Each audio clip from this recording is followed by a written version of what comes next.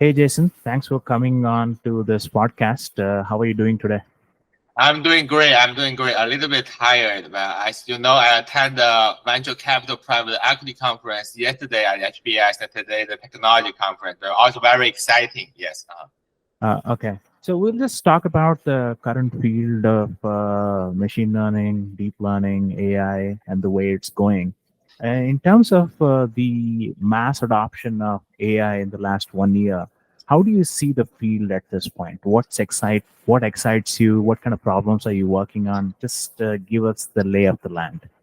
Yeah, great. Yeah, thank you for the great question. Yeah, so I think I'll give myself my 2 cents. So I feel that personally this year is running, and maybe we'll say running from this large language model to a large multimodal model, right?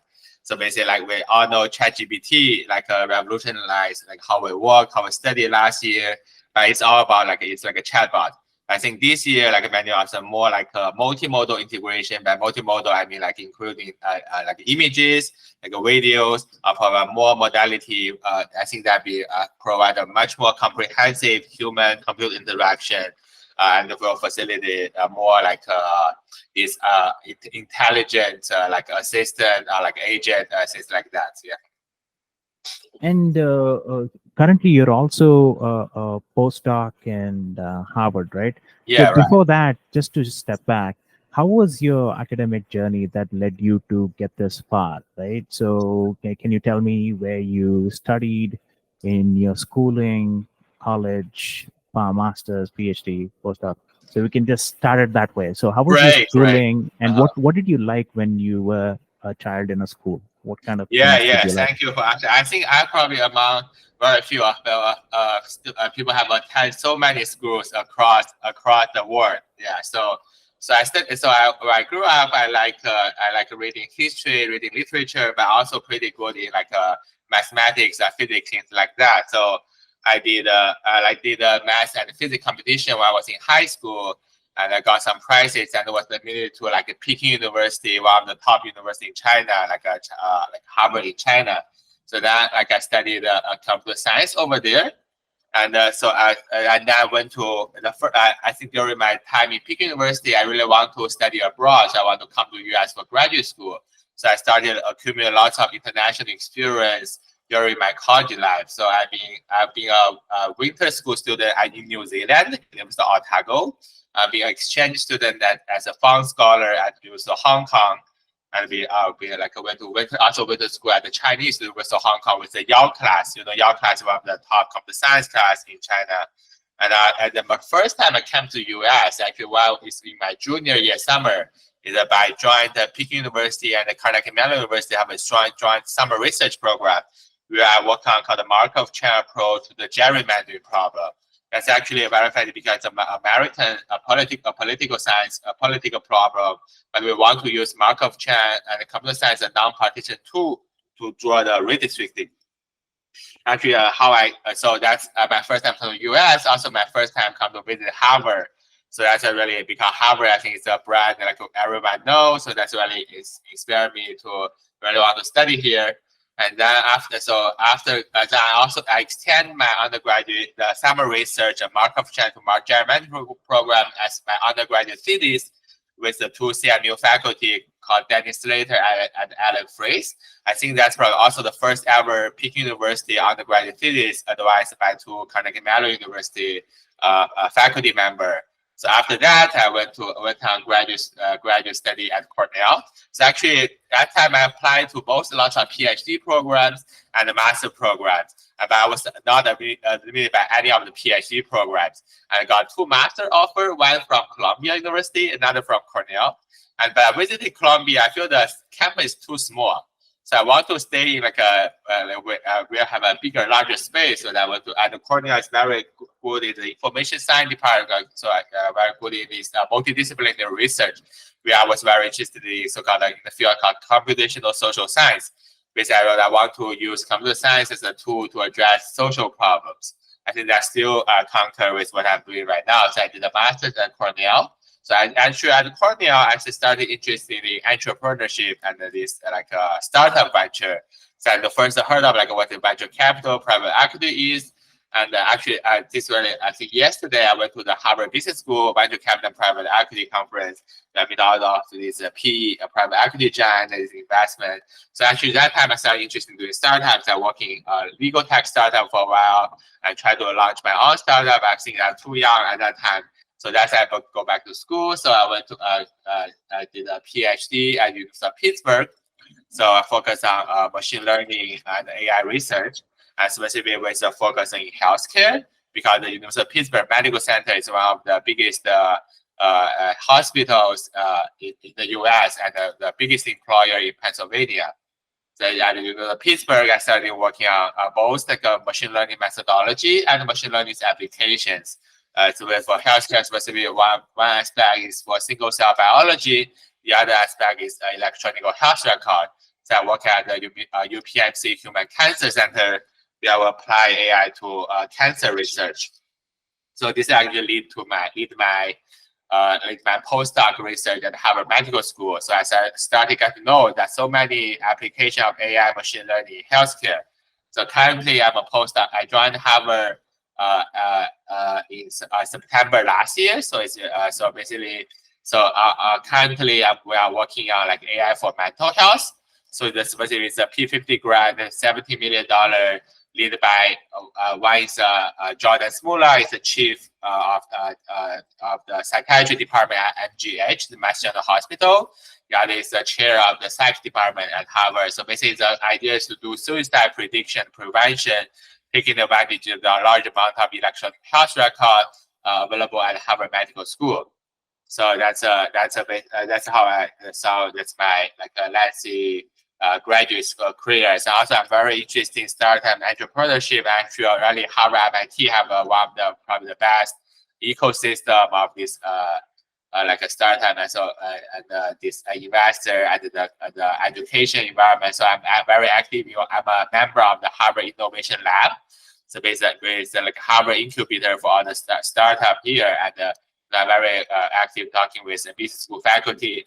Specifically, recently I launched a new businesses called Marbella LLC. The company, so the idea is to so-called provide the customized generative AI solution to like a traditional industry CEOs. So basically, that's try to run into this called the generative AI golden rush. So that's so I'm that's all my yeah. I actually I'll meet the podcast host Akash at one of the CIC events. CIC is like the co-working space near MIT, right? So Akash run like a Gen AI meetup study group that we attend. Learn a lot. Really fascinating. Yes. Yeah.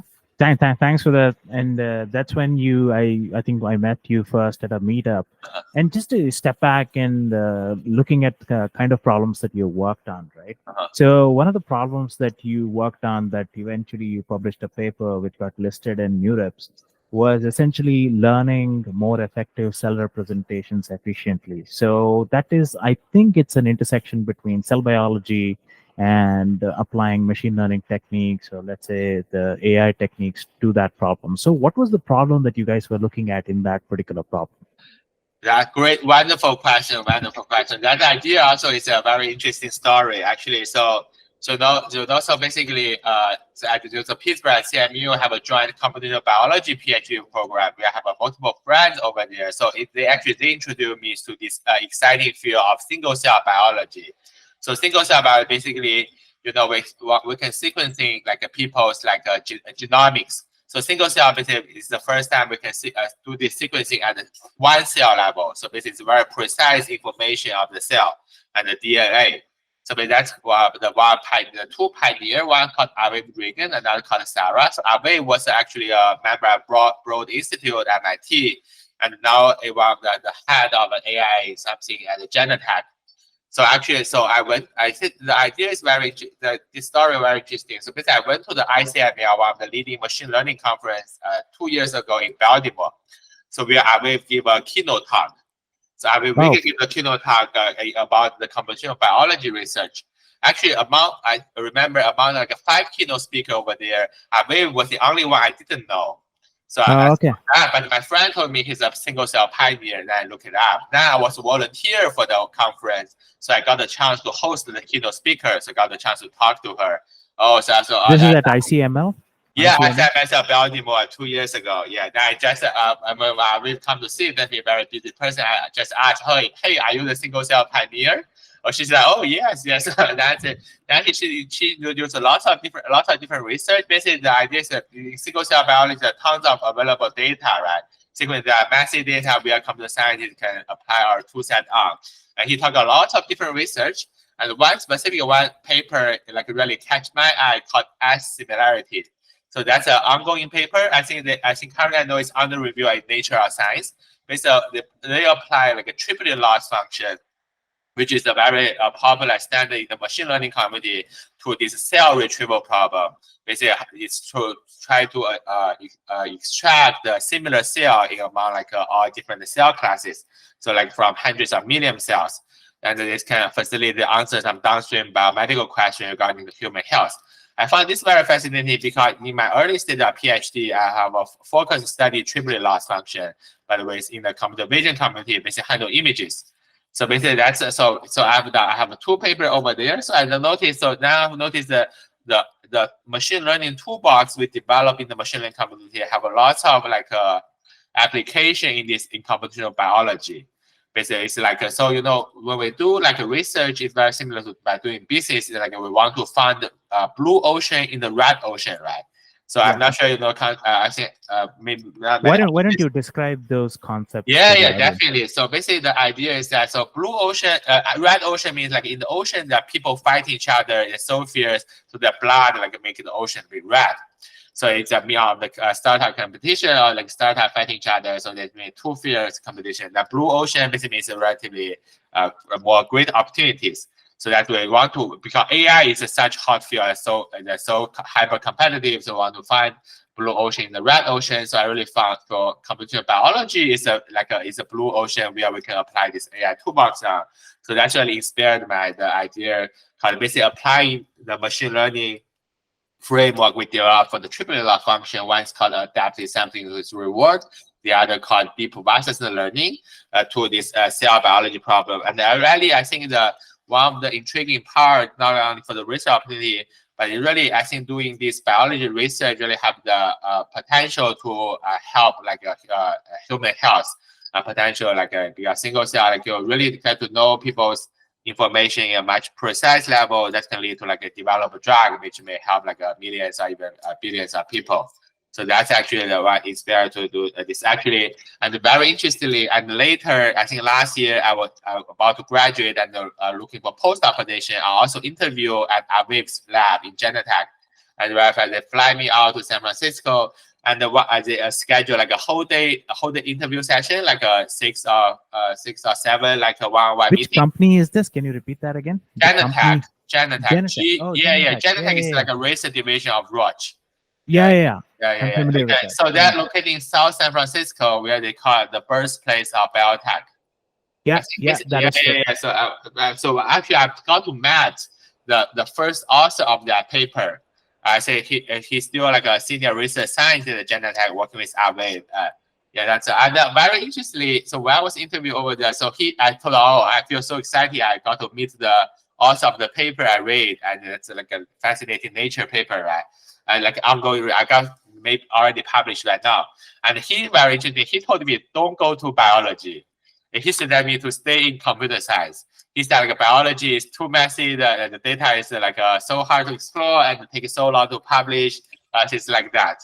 And then I feel bad. I think Michael, I really want to come to Harvard because Harvard is like a dream of my place since I was childhood.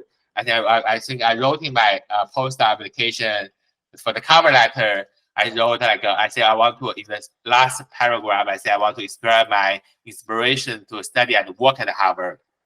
In my cover letter, I said I didn't have a chance to apply for Harvard College because I was in China. I think I just go to Peking University, Tsinghua University, like that dream. But I said Harvard was the only graduate school I've applied for 3 times.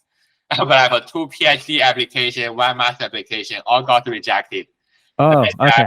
That perseverance is very important to pursue things that truly worth it. So I hope my first application to institute will have a positive outcome. And that's I think another interesting. So I also even attach a photo. Is when I was a junior in college, I visited Harvard for the first time. You get me touching the Harvard field in the Harvard Yard campus. Yeah, that's a. Well, and that was an inspirational feeling for you to be in the Harvard campus for the first time. Yeah, definitely. Yes, indeed. I remember that time. So I have a friend who's a 1 year senior than me. So he become a PhD student at Harvard. So basically, I live in his dorms, like a floor, like for sleep there for a week, and then like visited Harvard. Yeah, it's very fascinating. Actually, today I have another very fascinating experience. So I visited the Kirkland house for the first time. So the Kirkland house is one of the 12 undergraduate house in Harvard. And actually, it's where Mark Zuckerberg live. And I met a friend called Lucas. So Lucas is another famous Harvard dropout. Okay. Lucas introduced to me exactly 20 years ago today. Basically, 2004, February 4th, Facebook was founded. Exactly. So yeah, people. Within the dorm Mark Zuckerberg used to live today, right? Today, like an hour ago. And another 2 girls living there right now, and they didn't know. I think they know, but some of the people they don't know. So I think really fascinating. Really, I think in this campus, really all the great fascinating things happening. Yeah. And are they celebrating Mark Zuckerberg? Not really. Today the reason I went is because it's a Lunar New Year celebration in Kirkland House. Okay. Yeah, it's like a Korean, Chinese, Vietnamese that celebrate the food there. So that's how I went. So it's a very accidental. It's a great to know to visit the house. Because many of the fascinating, another interesting stories regarding the Citadel CEO Ken Griffin. I think Ken Griffin, Citadel. Ken Griffin was also a Harvard College student, right? And when I watching the David Rubinstein show, which is a very popular interview. Ken Griffin said, like when he was college student here, he spent lots of time studying finance in the Baker Library, which is a library for HBS. So when I come to Harvard, so I live right next to Harvard Business School. So I went to a Baker Library. I want to trace how Griffin studied over there, but now I don't see many people study there. From now, time changes, people don't study library that often. Yeah, but I think very enjoy this the field. Actually, Ken Griffin recently donated a lot of money and renamed the graduate school at Harvard, right? Called Ken Griffin Graduate School of Art and Science. Yes. Yeah, and Harvard Business School is right opposite to Gordon Way, right? They call it Gordon Road, or right opposite to the stadium. Yeah, exactly, across the river. Yes, Gordon Road. Yes. Yeah, that's pretty cool. So in terms of just understanding that paper, right? So you're looking at cell type representations, different cell type representations, and trying to find similarities, right? Yes. And what kind of problems are adjacent to that specific paper that you wrote? Are there new open problems in that audience might want to know? Are there open problems in that can be solved through other techniques? What are the open problems in that? Open problem in that field. I think that's a great question. I think basically the problem is to do this cell retrieval, right? It's like an image retrieval or information retrieval. So basically the idea so we propose some new idea basically. So the 2 challenges in this cell retrieval problem, one called sampling, the other called variable. So basically the idea of sampling is that for triplet loss function, we need to sample the triple every time. But it's a result the cubical complexity to sample all the triples. So that's very hard to do with a large amount of data. So that we need some a way to sample efficiently and effectively. So that's we propose a reinforcement-based framework to do the sampling. And another is called measurement challenge, basically how to measure distance between different objects. Oh, so this is where you applied optimal transport. Exactly. Wasserstein distance, Malinois distance. Exactly. This actually inspired by one of the we know the famous GAN paper, right? Generative Adversarial Network. And after the GAN paper come out, there's a Wasserstein GAN paper. So basically trying to apply Wasserstein distance, replace a chaos divergence something over there. So that's our expression to use Wasserstein distance to replace the Euclidean in the framework. Yes. Yeah. And are they so WGAN was one of the models. So basically you're looking at the distance between distributions, couple of distributions, empirical and the theoretical distribution, how far those distances are. And the idea is, if you have to explain it to a layperson, is to ensure that the empirical distribution is as close as possible Yes, to the eventual distribution. totally, yes. Yeah. Yeah. And so in terms of, let's say, let's go back to the gerrymandering problem. You Yes. picked that problem up because it was an interesting problem. You have interest in history, and this combines the interest in history, political science, and application of computer science techniques in a nice way. So the basic problem essentially is like every 10 years, they redistrict districts based on the existing population. And the idea is how best we can fairly redistrict individual districts. That's the basic problem, right? And specifically, what was your problem that you specifically attacked and solved? And can you state that? Yeah, definitely. So basically, idea of gerrymandering is that the party in power tend to manipulate the redistricting boundary, like to get like an unfair advantage. Especially in Pennsylvania, where Carnegie Mellon University located. I think I remember like at that time about 10 years ago. So basically, the party in power was like Republican, so they have like a less than 50% of total votes, but they got like 70% of the seats of the representatives, because they manipulate the boundary like in very artificial way. But so that's how the gerrymandering problem comes.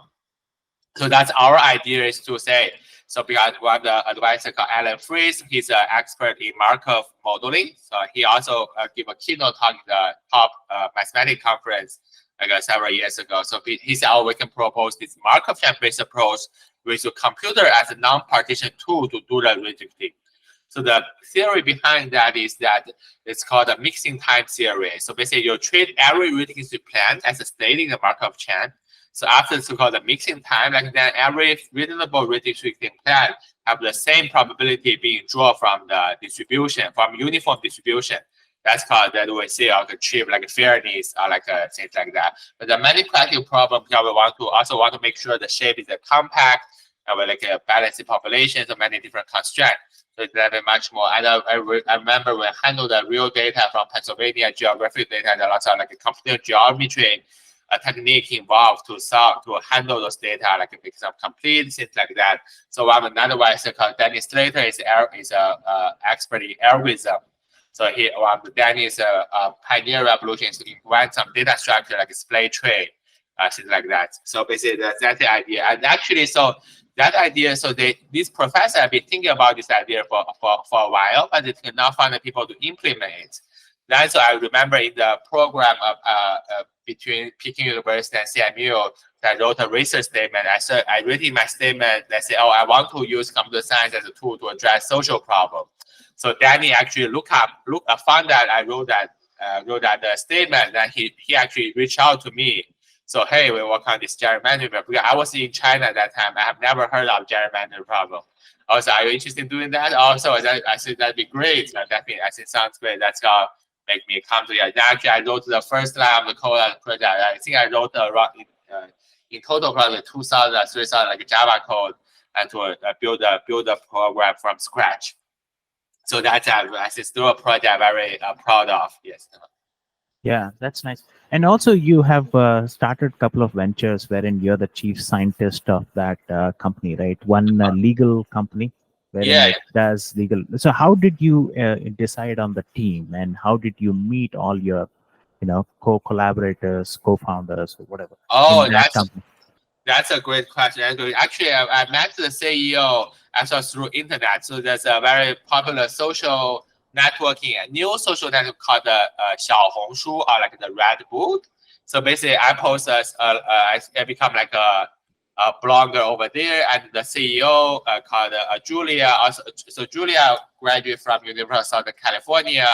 Originally from China. So Julia also from Shenzhen, China, which is like an entrepreneurial city in China. It's also famous for hardware, right? Exactly, hardware software integration. So University of Southern California actually have a very strong entrepreneurial system, right? So Julia started the company. I think basically I also try to address the need of like international students like us. So after graduation, we have multiple like obstacle or like to overcome to be legally working in the U.S.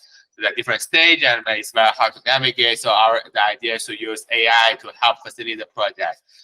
So I met Julia actually first through the internet, and we met in person. I think actually in one of the networking event hosted at Google Cambridge. So that's the first time I meet in person. Then we chat online. Then I got to know each other's interests, and that's how he went. And actually, one of his the earlier co-founder is an MIT PhD student in AI.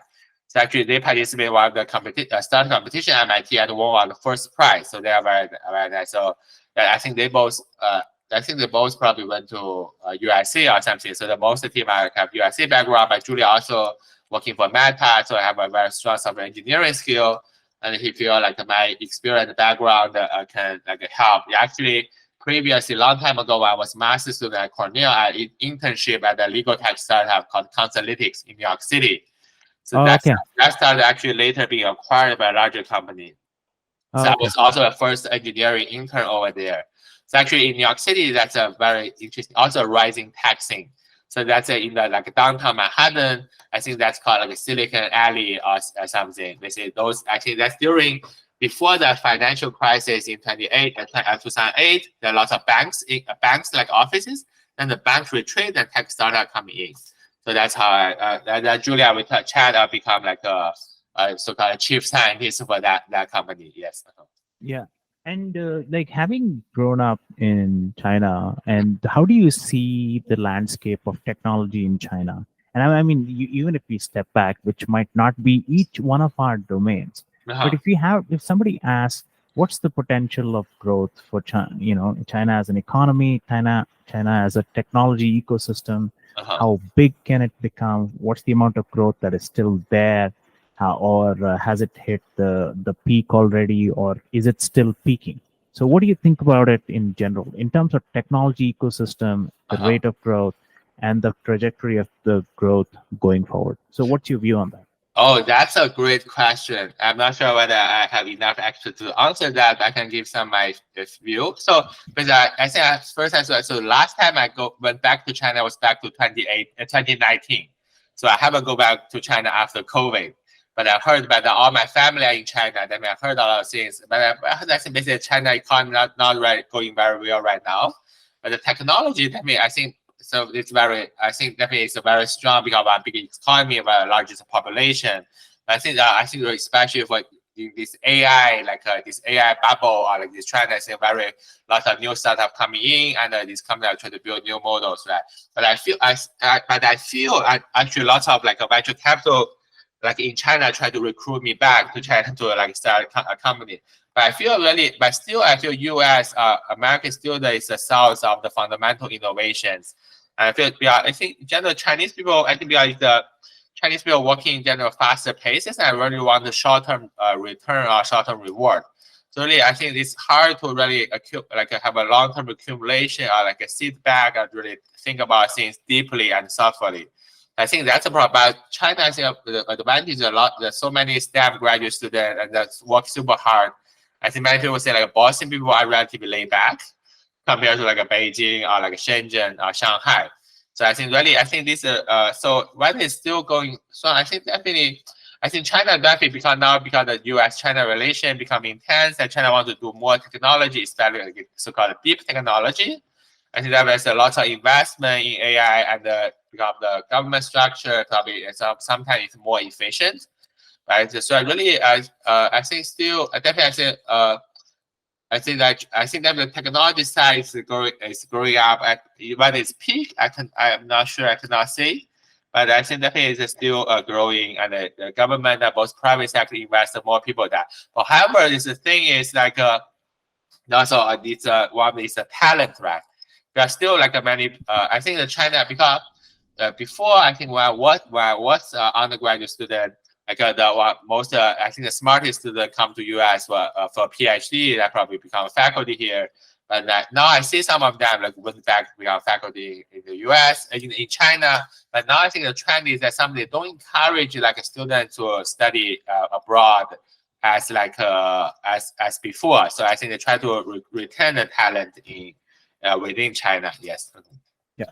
And in terms of there are big companies, BAT, right? Baidu, Alibaba, Oh yeah, Tencent. you know that. So, so that's what we. So outsider, from an outsider point of view, that's what people know about China. So those big behemoth of companies which own all kinds of apps, which are very interesting, right? So when you look at the business landscape, were there any role models that you can think of which were CEOs of some of these big companies, or were they what inspired you when you were young? What regarding businesses? Businesses, or whether did you have role models outside of businesses? If you can give one role model in either field. That's a great question. I've never. I think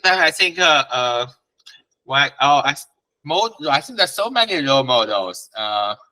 I think definitely many of the startup founders have very experienced stories, right?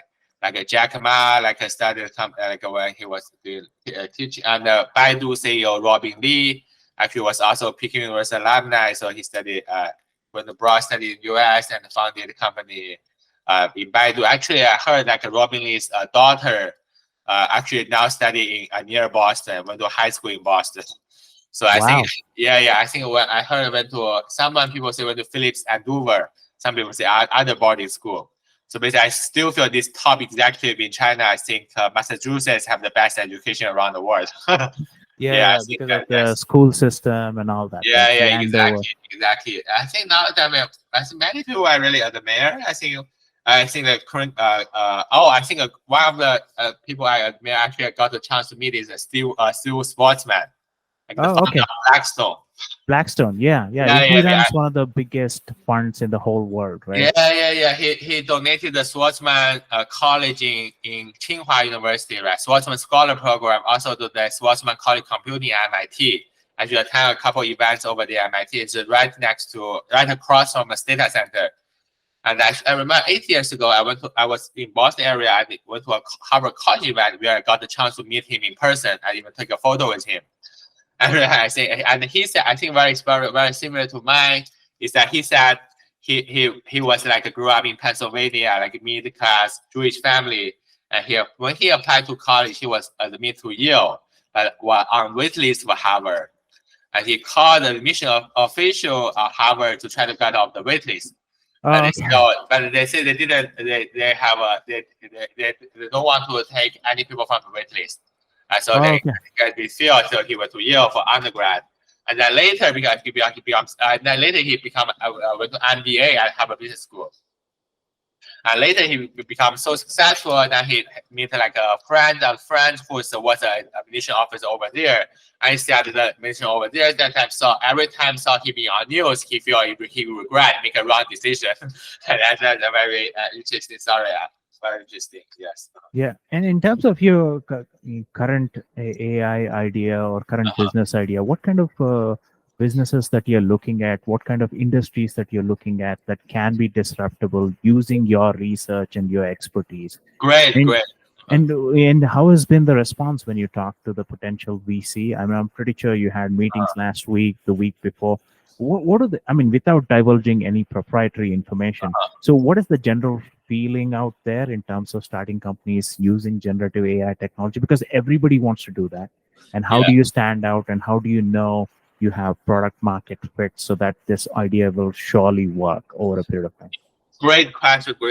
Yeah. So basically, I think we have a lot of positive, very enthusiastic response. So that's why it make me feel very exciting and very driven to work every day. For example, when I went to the conference this weekend, and everyone talk about AI, machine learning, everyone talk about the startups, and there's lots of opportunity in the traditional industry. One of the industries in the energy industry, and one of the talk about how to make the grind smarter. I think that's a very underestimated opportunities. Because basically, I think the more far away from tech, probably the more opportunity there is, right? So it's one of the metal, one called a fried bridge. So so that we see for basically now they call it all-in AI. So see AI is a major trend. So not only AI is not one of the investment, but all of them investment. So they're very exciting to talk to an AI PhD like myself, and especially you mentioned about this concept product market fit, which is very important and very interesting. But actually, we take the solution, basically, we take a consulting approach. so that we're not really start from building a product. Because the thing to building a product is really you need to invest a lot of time and effort and money to build the product, right? But you are not sure whether the product is really people need. Even Exactly. people need the product, they are not sure whether they want to pay for it, or whether the amount they pay for it, whether it's enough to cover the cost. Because engineering, our time is so expensive. So Yeah. that's a problem. That not everyone as lucky as Facebook, right? Build a scalability product. Because now, especially this time, because economy is like not it's kind of bad in not better China and the US. It's really hard to sell the story like for this losing money at first and have a very sharp growing trend now to the VC right now. Because I think it's very hard to sell this kind of stuff. That's really generating cash flow.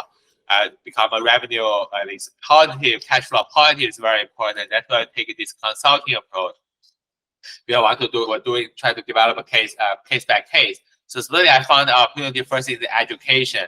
That made a lot of potential clients in the education space. And one of the reasons is that Boston is I probably top number one people, my place in the world for education, right? From Harvard, MIT, the college, PhD level, all these boarding school, leading high school, all these Chinese ultra wealthy families send their kids here, right? Not to California, not go to school in Beijing, but they'll come to Boston to study. That's education. Also, because now we see this economic recession, we want to really serve the people's really demanding need, right? So what's really the need? People want to give up. I think one's education that is basically like food, like restaurant. So basically, we're also trying to work with restaurants to deploy this AI OT solution, because also got artificial intelligence of things. Because now, as you said, everyone is working on AI, and the AI really have no barrier, right? So everyone can call the model, call the API, to take about half an hour to learn. But really, if we integrate the hardware, they'll become much higher and also higher value per customer.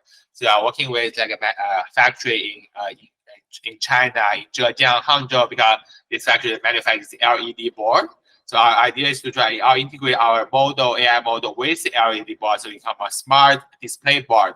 So it can facilitate interaction that.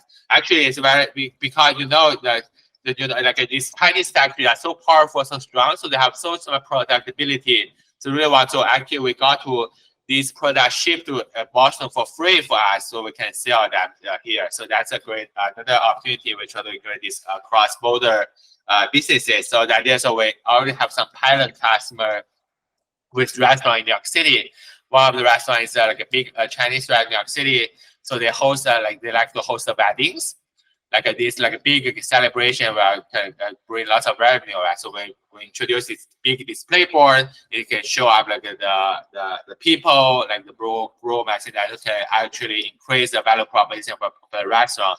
That we're So I also try to expand this business in Boston area. There's so many restaurants here. So that's one. So basically, food. I think no matter how the economy going down, people still want to do food, right? And people still want to pay for their kids' education. That's I think it's really among Asian people like Indian and Chinese. So that's so I forgot. Also, I mentioned the energy industry is we are actually very under opportunities. We're working on this solar energy.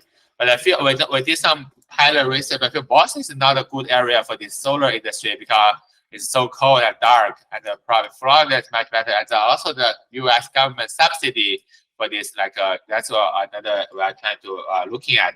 However, also I think a very interesting point I want to make is that Gen AI is a buzzword everyone trying to use, but actually I feel much of the problem is not a Gen AI problem. Probably use a traditional AI, or traditional predictive modeling, or some optimization problem, complex optimization. So really, I think we use Gen AI as a buzzword that everyone use. Actually, I think we want really how to solve the problem is the key, right? Actually, this is actually the VC, 5 VC. I come to them. Well, so one of the problems for our AI scientists to start a company is we hold the hamper to try to find the problem. We hold the tool to but actually, I really want to start from the problem. I start from the business problem.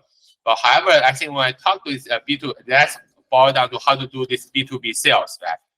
But they really need to start building trust, right? Because the business CEO, they won't tell you their business secret when you first met, right? Really, I think it's so how to really, I started doing this through like alumni connection. For example, so I went to Cornell for master's. So I think I went to the Cornell last weekend, last Friday, the Cornell Harvard hockey game. I went to a free game social in the Hong Kong restaurant near Harvard campus. I met the CEO running a K-12 education company here for 20 years for the Cornell alumni. So he said very interesting about this, and then we try to build a relationship working on that. Also start from my Peking University network to try to facilitate and really start from the people who are already familiar with. But as a technology trained like a technical background, people are also learning this how to do sales marketing along the way. So I went to actually very interesting. I went to a MIT B2B sales class like 2 weeks ago.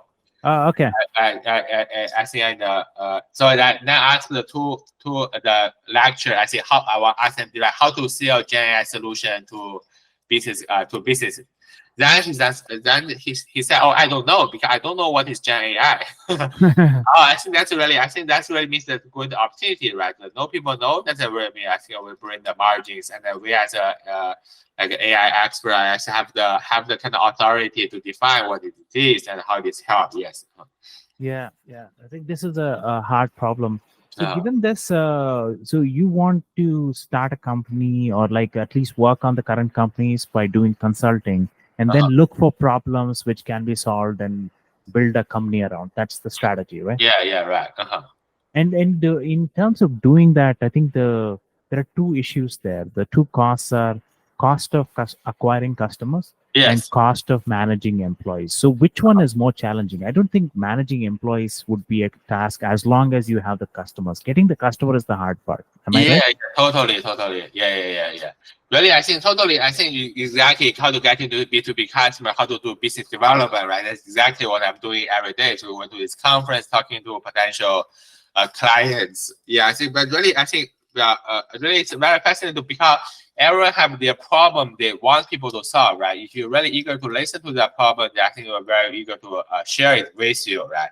I think that's the thing. Also regarding employees, so I don't have any employee right now, and I don't think many of now like the AI companies don't have much people, like 2 or 3 people probably already enough. And we can probably subcontract some work to like people. I think probably in the near future, everyone become like a self-employed CEO to some sense. So the traditional work relationship may like become a revolution by new thing. Actually, for example, I went to the tech conference today.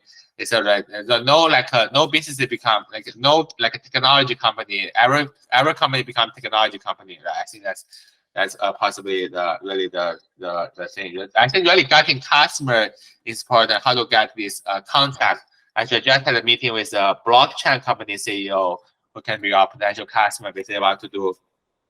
So when they try to back some of the contract from a larger company, they need some like AI expertise. So we just had a meeting with them. So this and also very good. I said Boston. I feel that's why I really love Boston. Boston is such an entrepreneurial city.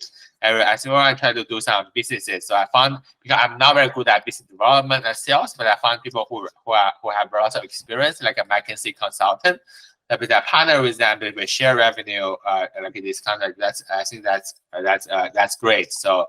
Unlike so I feel when I moved from Pittsburgh to Boston last August. So Pittsburgh, I feel it's like an under-matured society, and Boston is really like a business, like it's more like a more advanced society environment here. And many people here are so ambitious, right? They all want to be like CEO to some sense, and also because it's also some like it's really some ready if you have to do it because living in Boston is so expensive. I think my rent from Pittsburgh to Boston doubled. I pay like $1,200 for apartment in Pittsburgh. Now I pay like $2,300. And also haircut, like I pay like $30 for haircut in Pittsburgh. Now like $60 for haircut in Boston. We have to find a new way to make money to sustain our life here. Yeah. And do you think like being in Boston, this is a question I have and I don't know the answer for it, and you might have a better view. Do you think like if you're building a technology company, you have to be in California? if you can you be in Boston and compete or have the same network effects that you will get if you're in Silicon Valley or California? Oh, that's Are we missing out? Yeah, that's a great question. Also, I think about questions, but so really regarding this East Coast, West Coast trade-off, right? Because I also interview in Genentech, and actually I travel to Bay Area for work. Many of my friends are working for these big tech companies. I really, personally, I really love East Coast. I love East Coast, this big city life, and I live in Miami, a top 3 city I love. Because I grew up in Hainan, China, which is like southmost of China. So I went to Florida, I feel I have a sense getting home. But I really love to come to Boston because Boston have this leading institution, right? Harvard, MIT. I want to be emerging in this in the ecosystem of New York City. I think want a fun city to do. So I really feel some of the you say this missing part because I have some friends went to YC this year, and they have like Samuel Altman speak to them. I talk about the GPT-5. I think I feel the weather is a problem. Right? Because Boston winter is so cold and dark, it really make people depressing. I mean, this kind of also probably limit to the innovation somehow. And California sunshine. I really feel. I think to be honest, I feel like the iteration faster probably in the Bay Area, San Francisco, and more people try to use technology to revolutionize things. And here it's more traditional, right? Not as strong as tech scene. Boston, I feel, is a biotech hub. Lots of people do biotech, right? But for biotech, for us, computer science is more like a supporting role to support the biologists, our clinicians, healthcare. Those biologists still have the final say. So what's going on over there? Computer science supporting role. For pure tech, I don't feel that's as many. And also, actually, it's very interesting because lots of these Harvard undergrads so ambitious at starting companies. Right? When I talk to Harvard undergrad, they say regarding this venture capital landscape, they say like Boston venture capital are much more reserved and conservative, and they're more stingy regarding money. And those they're like the old school investors. Right? Yeah. San Francisco, when I say they may write a much bigger check. Yeah, I think that's. But still, I feel this because they have this leading institution. This like I think I like the culture, like I feel like living in city is much more exciting because in Bay Area, so San Francisco now is like a city with lots of problems, right? It's like criminal rates. You cannot even drive, so your car may be broken. And then the Bay Area is more like it's an average drive. I think it's too far away from each other. And I feel like Boston is much closer and lots of great activity events. I feel like enjoy living in the East Coast. Yes. And if you start a company, you will start it here. I mean, even if you try out new companies apart from the consulting company, you'll probably do it here because the availability of talent is higher here. That's what. Right. Definitely, I think Harvard has a great ecosystem. I study emerge in the ecosystem, learn about it, and grow the network, the relation. I think Jeffrey, all the relations starting small, right? It's not like we meet today and the investor will write a check to do tomorrow. So building relationship will grow back. So I feel I want to study in Boston a couple of years to build to learn more, enhance the network, and probably move to. But I really like New York City too. I hope like an ideal life is to probably live in a trail city, Boston for a while, New York City for a while, and Florida, Miami for a while, especially in the winter. Yeah. So okay. So have you lived in Florida anytime? What, in where? Florida. Yeah, I have actually. Before my PhD, I've also helped like a business over there. So actually, I met the founder of the business in WeWork. That's back to 2018. I had a small office. Adam Newman. WeWork, yes, WeWork.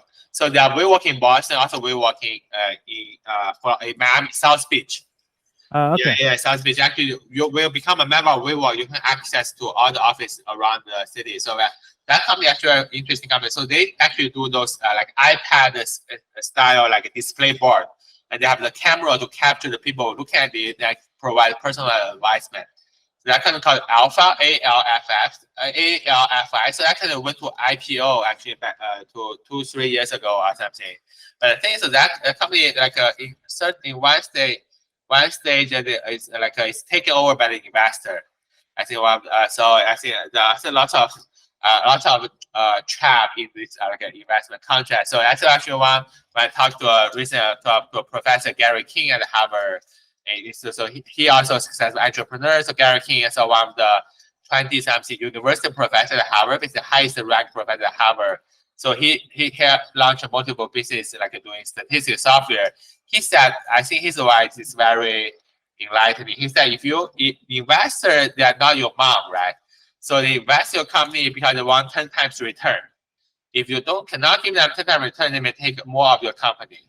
So if you generate revenue, you probably don't need the investor. That may be a better approach.